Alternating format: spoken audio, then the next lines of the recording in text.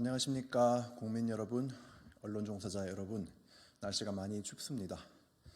또 그저께는 서천에서 재래시장에 큰 화재가 나서 상인들이 큰 고통을 당하고 있습니다.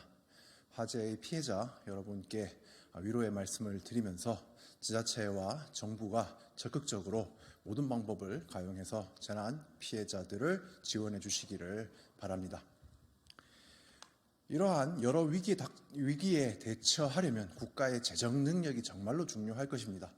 그러나 어제 발표되었던 정부의 세법 시행령 개정안은 또다시 감세를 몰아붙이고 있습니다. 이에 대한 비판의 말씀을 드리기 위해서 이 자리에 나섰습니다. 안녕하십니까. 기본소득당 오준호 공동대표입니다. 세법 시행령 개정안 또 감세, 국가를 굶겨 죽일 작정입니까? 윤석열 정부가 어제 내놓은 세법 시행령 개정안은 또다시 대기업 감세 보따리였습니다. 농어민의 세금 부담을 줄이는 일부 항목은 미끼일 뿐 실상은 대기업 법인세를 연간 최대 2천억 원이나 뭉텅 깎아주는 내용이었습니다.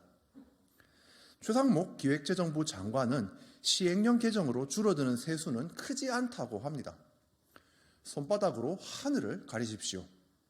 지난해 12월 통과된 윤석열 정부 세법 개정안과 이번 세법 시행령 개정안을 합치면 줄어드는 세수는 1조 원입니다. 그뿐입니까? 1월에 윤 대통령이 민생토론회라는 이름으로 돌아다니며 발표한 감세 계획만 4조 원입니다. 금융투자소득세 폐지, 임시투자세액공제 1년 연장, ISA 비과세 확대 등으로 2.5조 원의 세수가 줄어듭니다. 여기에 상속세를 폐지하고 다른 방식으로 대체한다고 하니 또 1.5조 원이 줄어듭니다. 확장한 감세가 1조, 추진하기로 한 감세가 4조, 한 달 사이 도합 5조 원의 국가 세수를 날려버리고 있습니다. 제정신입니까? 국가를 굶겨 죽이기로 작정을 한 것입니까? 재정 역량을 이렇게 고갈시키면서 기후위기, 저출생, 국제적 기술 경쟁에 어떻게 대응합니까? 감세가 기업의 투자를 늘려 경기 활성화를 이끈다는 윤석열 대통령의 믿음은 거의 신앙 수준입니다. 하지만 이는 실증된 바가 전혀 없습니다. 2023년부터 임시투자세액 공제 제도를 시행했으나 지난해 국내 설비 투자는 전년보다 줄어들었고 대기업의 현금 보유량은 전년 대비 62조나 증가했습니다. 그중 40조는 반도체 투자세액 공제 혜택을 본 삼성전자가 차지했습니다. 임시투자세액 공제의 효과는 전문가들 사이에서도 논란이 큽니다. 비슷한 제도를 시행했던 미국은 1986년에 그 효과를 불신하여 제도를 폐지했습니다.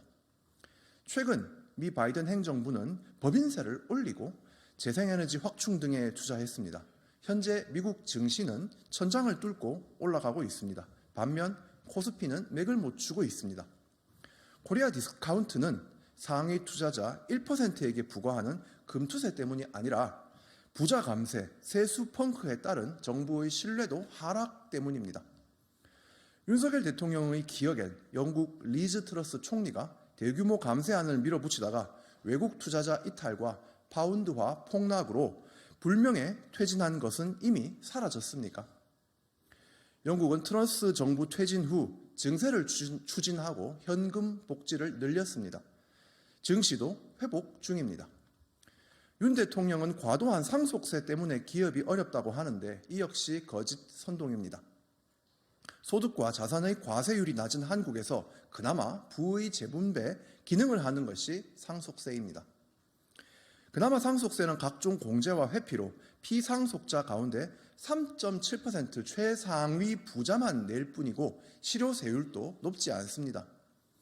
100억 원을 상속받아도 실질 부담은 29억 원 뿐입니다. 재벌 오너의 자식이란 이유로 100억 중 71억을 차지하는 것은 괜찮고 29억을 세금으로 내면 부당한 것입니까? 국민과 사회가 함께 키운 기업을 경영 능력이 검증되지도 않은 오너 일가가 세금 부담조차 없이 차지하게 두는 것은 조세 정의에도 경제 효율성에도 맞지 않습니다.